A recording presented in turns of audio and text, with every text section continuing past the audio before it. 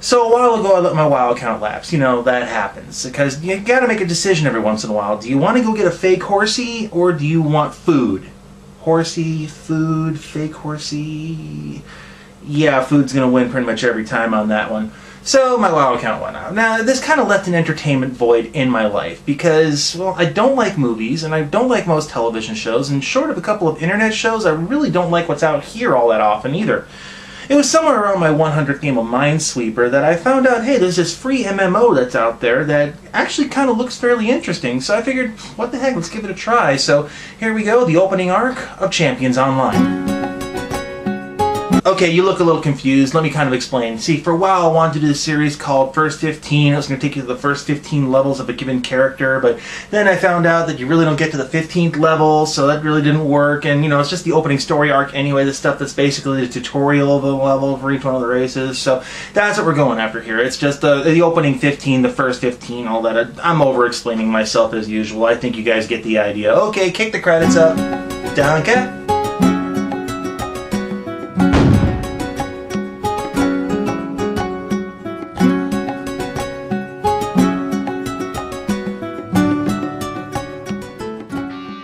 Champions Online. It's a product of Cryptic and Atari of all places, and that's actually pretty cool. It's good to see Atari back in the modern age of computer gaming. The game itself is based on the paper game Champions, made by Hero Games. Now in the paper game, they have a point system. The idea is that you can make a starting superhero guy and a starting cowboy guy, and they should be about the same power level. Not that there's any other system that makes a generic universal there's no other system that makes a plug-and-play... okay then. Well, Atari. They make this MMO based on the superhero game, but it's not to say that you can't play a cowboy or an alien or a furry for that matter. Yeah, that's mine. My nickname's Tiger. What'd you really expect? What surprised me is that it's a free MMO. I'll get into how they do that in just a moment. When you fire up the game, you're going to be given the intro screen, and this is going to be where you're prompted to make your first character. And I can already tell you, this is going to be where you're going to be spending a lot of time, at least in the beginning of the game, because this is kind of every kid's fantasy when you think about it. I mean, you pick up a comic book and you're thinking, hey, I could do this, I could make a character. Well, now you can, and it's interactive, and it's in 3D! How awesome is that? And just for that feature alone, I'm really starting to warm up to this game. I determined early on that you really need to stay focused on a single character concept as you build. If building's not your thing, just hit random and get on with the game, but having something to base your hero off of makes it a lot easier and a lot more fun to build your own custom character. So for this review, I took my inspiration from my youth. A somewhat unknown hero in a somewhat unknown comic book and later an unknown TV cartoon series, Mace from Cops. Lighten up. Let's go nail this notorious criminal of yours. Before I continue, I did read the terms and conditions, and by rules, you cannot carbon copy and make heroes in the game that are similar to copywritten characters from like DC and Marvel. I know. That's just lawyer repellent, pure and simple. It doesn't stop people from doing it in the game anyway. I mean, just hang around the main area, you'll see exactly what I mean.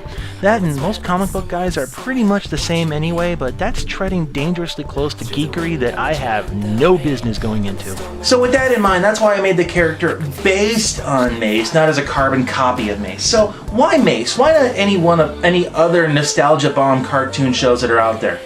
Because Mace kicks all forms of ass. Look, all I have to do is say two little words. Laser bazooka. How cool is that?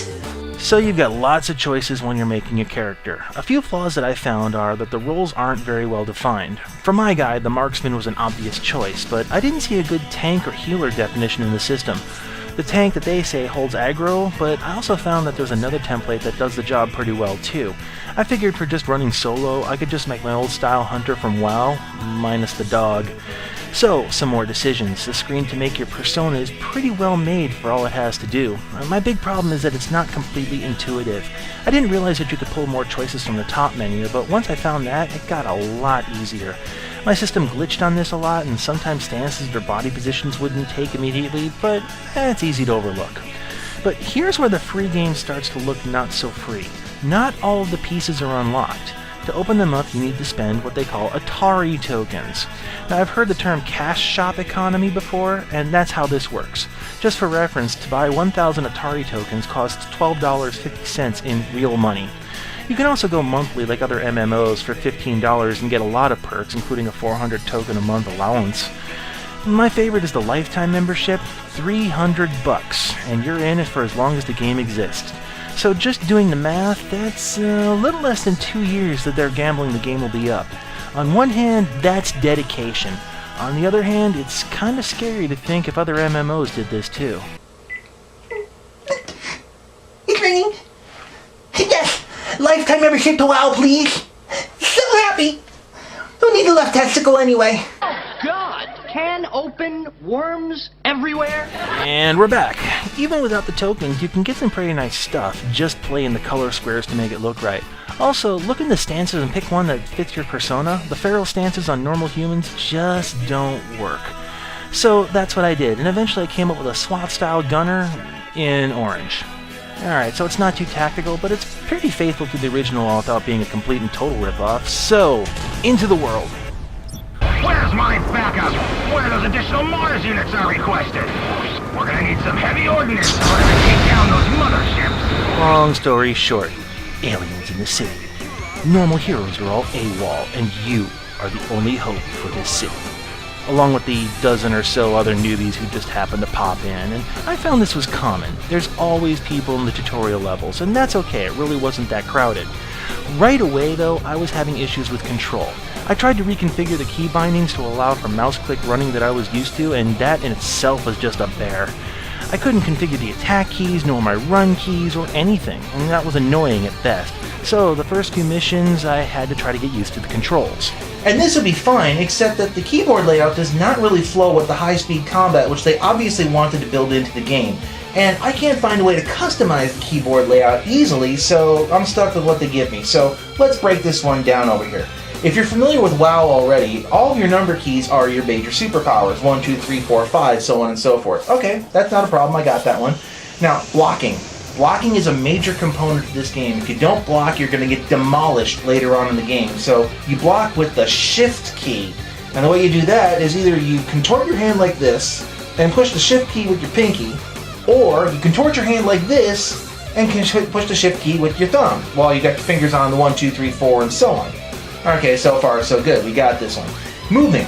You got the arrow keys. But the problem with the arrow keys, left and right arrow key makes you strafe left and right. It doesn't make you turn.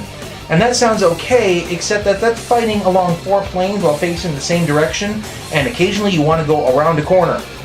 You know, tactics, that kind of thing.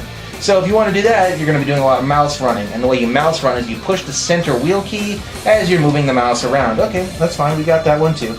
Now let's say you want to include your superpower ability as you're doing this, like flight or teleportation or something like that. Well, that's the T key, as in the letter T.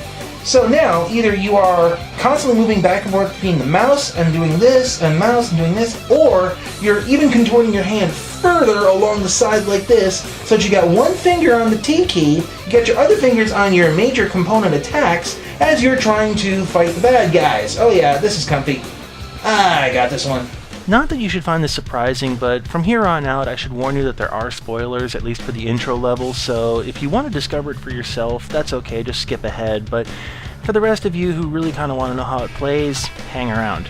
So, the opening missions, they're fairly simple fetch quests. Go out, get stuff, do stuff, come back, blather, rinse, repeat, and gain reputation, which is their money system, I guess. You meet the supercomputer Socrates. Look him up! Oh, it's under Socrates. And you'll learn you'll be using this quite a lot. They also drop hints that there are other side quests that are secondary, and they encourage you to explore the entire world. But there's no mechanic to tell you when you've actually done these quests, so you get this OCD moment of, okay, there's nothing else here, quite a lot. I do like how they try to add flavor to the world by meeting the other major heroes. I found that the Foxbat character, his breaking of the fourth wall was just a little bit jarring but overlookable. Quick, somebody find a GM and tell him to port me to a different spawn point! Kinda. The storyline otherwise is fairly believable in a comic booky kind of way. They even lampshade how you can't use your super movement powers like flight, which is actually pretty nice. And apparently the other main heroes were either captured, incapacitated, or otherwise out of town, and that just left the scrubs to get it done. Thankfully the invading force brought their D squad, or we'd really be deep in the kimchi. The oddest quest was just the open mission. Quite literally, you could win this quest by just having it in your log and letting other people do it. I guess this is how they get around the WoW problem of you need 5 people to achieve this mission, but that's for another show. It's an interesting quest, but you need to remember to pick up the free stuff before you leave, or just hang around a couple minutes, wait for the next group to beat it, and then get the stuff too. That works, I guess. Then finally, the main assault mission. Now before you go into this building, you're warned you cannot come back to this place, so make sure you've got everything done that you want to. And this led to a huge OCD moment on my end, including going off and finding a wiki page and actually counting the missions to make sure I didn't miss one, and hey, I didn't miss anything. Okay, tally-ho! Over here. We don't have much time. Once you're in, you meet up with one of the city's big heroes, who teams up with you and lets you take the brunt of the damage while doing very little to actually help you out. You're going to have to defeat Black Talon on your own. Yeah, big help, Defender. You've just been defeated by Silly String. Wonderful. Then you get to go into another room, launch a cannon, which actually launches another hero as a missile into the big mothership, and you save the day! Go for it. Launch the Ironclad Defense. Okay, so all of this has been so that I could launch some metal alien dude into this big mothership like a big sentient missile.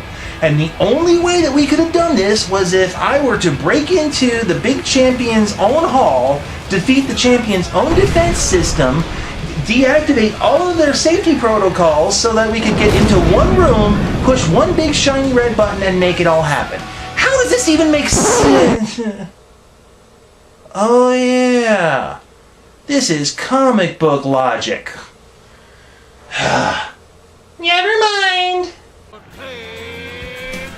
This actually brings you to a fairly nice epilogue after that, and you're welcomed into the city, you chat with everybody, and then you get introduced to the main hub of the city after it's been rebuilt, and then that should bring you to the... well, actually that doesn't really bring me to a close.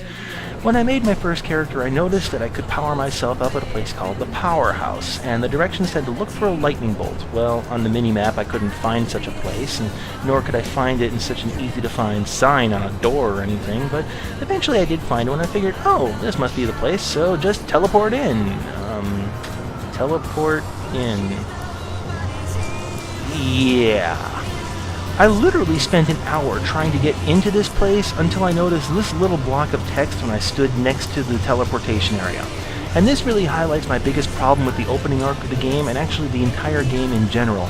The user interface just is not intuitive. It doesn't make sense to click on someone and then tap Z to actually talk to them, and it doesn't make sense to walk up to a door and tap Z to walk into it. The keyboard layout is clunky at best and unworkable more like it, and I have to keep looking down at the keyboard to hit the right keys and not do what I want to do, and that really ends up making the game less enjoyable. But I did enjoy the cartoon look of the world. Everything down to the black outlines to the color palettes really did look like a comic book, and I thought it was very well thought out. The ability to pick up crates and throw them like toys? So crates. Awesome! They even have some Easter eggs in the tutorial that did actually make me grin. Hey, you know, I actually think I've eaten there before. But the clunky UI, that's what really made the game less enjoyable than it should have been. The upshot is, after the opening mission, there's really not a heck of a lot for you to do. I mean, if you can play with some intuition and you know what you're looking for, yeah, you can find out exactly where you're supposed to go after that, but unless you know that, you're going to be wandering around completely lost, not knowing exactly where to go from there. And unless you get your powers right away, your travel powers, the game blows chunks, because between Mission A and Mission B, there's a lot of travel space that you gotta go through, and unless you can fly or move relatively quickly, it sucks! But that being said, I'm going to continue to play the game. It's actually fun. I had a lot of fun playing a superhero for a change, and the price is free, and you can't beat free as far as prices go. Now, if they had a way that you could change the UI, or if you could pay a little bit of cash to change the UI, I would actually consider putting the money into that, but honestly, if I had the money, I would be putting it right back into WoW, because, you know, that one Drake isn't going to go collect itself, and yeah, I kind of miss the world of Azeroth in a really strange kind of way. That, and I'm really tired of playing Minesweeper.